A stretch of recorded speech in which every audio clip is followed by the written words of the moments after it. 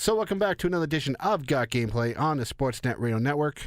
I am Bryan Calhoun. Christine Chubb is with me as always. Welcome, Christine. I sure am excited to see this game. Moment Crushy is not here as we look at Mike Emmerich and Eddie Olczyk, which I always thought that this was some sort of graphical representation, like that graphics have gone to the next level. Mm-hmm. This is just them in front of a green screen. Oh. I learned that by talking to Sean Ramjack Singh, the producer, earlier this week. I interviewed him for this week's edition of Got Game on the Sportsnet Radio Network. And I remember looking at E3, staring over somebody's shoulder, watching that part of every game happen when they come on screen and sort of introduce themselves. I remember that happening, looking at the two guys from the NBC crew just sitting there going, man, PlayStation 4 can do amazing things. They look so real. Yeah. Turns out they're actual human beings. Turns out it's just them. So, hockey's back. Yay. I was waiting for some I'm sorry. reaction. I'm sorry. I already was so absorbed in the game and like the reflections on the ice. I was trying to look at, they made such a big deal about the stands and the people in the stands. So I was kind of looking at the difference of how everybody has like a different shirt on and, really trying to appreciate the not behind the scenes, but the background stuff that they'd worked so hard on. Yeah, actually, if you do stare around the outside. Well, I was looking at the kids that were behind the goal and just how different they all look, and they all have kind of different reactions to things. And although I haven't noticed it yet, I'll have to spend a bit more time looking, just making sure this is actually happening. Every once in a while, they will show a cut scene, like they will. Something will happen, and they will go to, say, somewhere near the boards, and you see all the people behind the glass, and some of them look like camera people, but as I, pan the crowd right now, I'm not seeing the people with the cameras and, okay. Not just, the video cameras, but also, the smaller picture-taking cameras during play-by-play, just during cutscenes, so I'm going to have to look for it. Actually, no, there is one guy, I apologize, I take that back. Dude was actually there. There's a guy standing there with a camera, so I take that back. But yeah, you're right. This looks just so good. And a friend of the show, Jeff Sammons, who does Sportsnet Overnight on the Sportsnet Radio Network and on Sportsnet 590 The Fan in Toronto, our flagship station, he had me on to basically talk about this and the Madden NFL glitches that you've seen on YouTube recently where dudes get tackled and then launched into the sky. And he was like, Bryan, why is this game so hyped? And then you look at it right now, you just see the detail. Everything looks so good. Man, I'm not reviewing this game yet. I have not played this game enough yet to review it. But wow, does it look pretty. Yeah, it looks absolutely stunning. And not just the players. Part of what I'm always staring at, the guys at EA Canada, actually, in British Columbia, makes the NHL game every year. The guys there on that development team, they said that one of the focuses was improving the stadium. And man, just look at it. Just look at it. Wow. I even like too. I can't remember if it was the last iteration or the one before, but they were talking about how they were going to change the way the skaters skate comparatively to their size, and you could really see it when they made that rush with the Kings, because a couple of the bigger guys were skating differently than the smaller guy was. I love that kind of detail. I haven't actually played an NHL game in quite some time, but to actually see that kind of representation, it gives it such more realism to it. And as someone who's played, I forget exactly how many I played in the last couple of years. I've played a lot. There have been a few that I've missed. I remember Zach Cooper. I can't remember exactly which game it was that first had the ability to make female players in the create your own player mode. But I remember Zach took it that year, for example. So I haven't played them all. But what you said specifically, people of different size reacting and skating slightly differently, that is something that has happened in the game before. So, which brings me actually to a wonderful segue, Christine. Thank you. Gameplay itself, not totally different from previous generations. Yeah, but don't you expect that? What were they really changing that was gameplay-wise this time? Well, they made a big deal about the physics of the players and the puck. They, in fact, said that they had someone from the Large Hadron Collider in Europe come in and work on puck physics specifically. Yeah. And that was his whole thing. He sat there for 10 months just making the puck physics work very naturally. I know that these guys have to focus on something, Mm-hmm. and I have seen very unique collisions. I mean, if you have a pile up in front of the net, for example, that will definitely have an effect. If you watch during the cutscenes, if you just watch the jerseys of the players, which is another thing that they worked on. In fact, even during the game, if you just watch the jerseys as they sort of flow more naturally, there definitely have been changes and upgrades.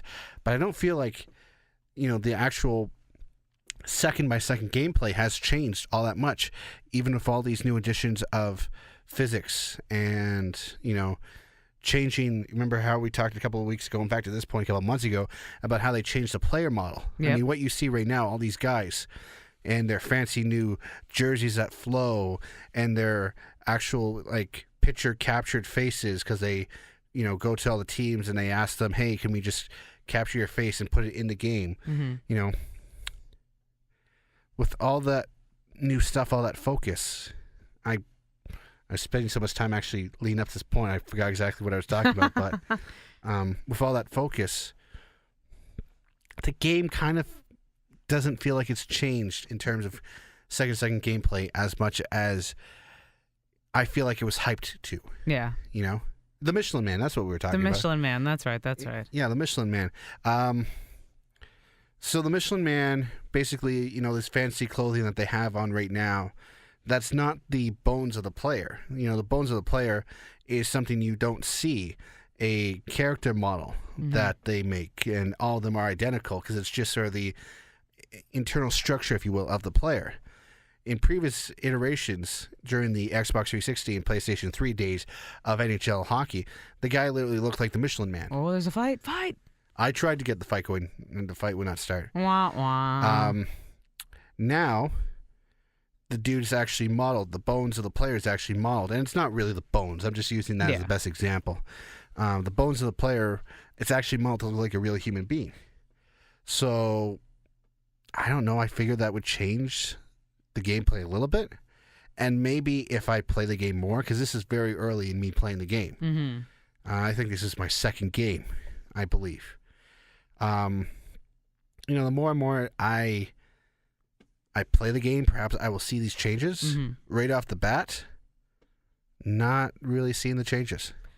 So you've said it's like in previous years. Was there anything that you wish that they had they changed, like that didn't work in previous games that you think still exists, like that kind of a gameplay flaw? In fact, as I score and bring the Rangers, I was playing as the Rangers the entire time against LA. That's a hard one. Yeah. I mean, overall, I find the game to be pretty decent. Yeah. I find the controls often a little finicky in the sense that perhaps it's too easy for me to say, do the wrong move, sort of Assassin's Creed style. Yeah. Where you assassinate the wrong person. Well, even if you're climbing up the wall. When you get stuck, that was the bane of my Assassin's Creed life. I quite often find myself say, I'm ahead of the game.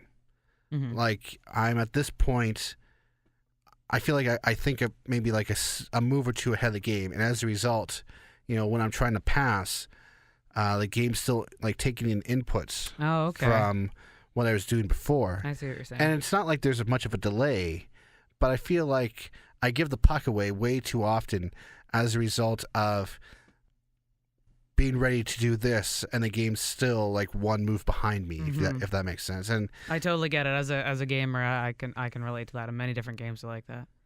And it's not for the people who are not like a gamer on a day-to-day basis. It's not like I'm sitting there waiting for stuff to happen. Mm-hmm.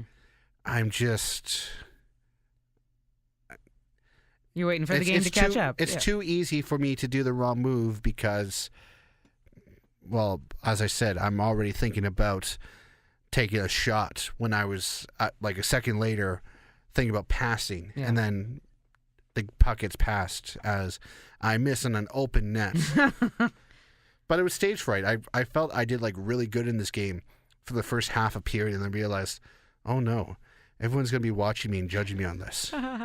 So I got really nervous really quickly, and I don't really get nervous all that often. Trying to start another fight, eh? Yeah, no, I really wanted to get a fight going. No one from the LA team would fight me. Come on, play nice, LA team. Yeah, play nice, LA team. Fight me. Drop the gloves. Get in a physical altercation. That's right. Play nice. You said it. I know. I just think it's funny. It's your whatever. So yeah, I mean, I don't know how you would fix that, but that's my biggest issue. And usually I'm able to compensate for that as I get back into playing an NHL game, because it's been a couple of months since I've picked up NHL 14. You know, we've just moved on to other games, and I've had to move on to other games as we review them and stuff like that. Yeah. But yeah, that's my big change, and there you go. There's a game. This is why I love NHL more than Madden, for example, or FIFA or whatever. It's a lot quicker to get through a game. Yeah. You sit down, you're done in 12 minutes. I love that about virtual hockey. And just as a Canadian, obviously, I love hockey. So, but yeah, man, they have made some changes that make this a much prettier game. Yeah, it's stunning. It really is beautiful. But, you know, physically, like gameplay wise, not much of a different game. Yeah.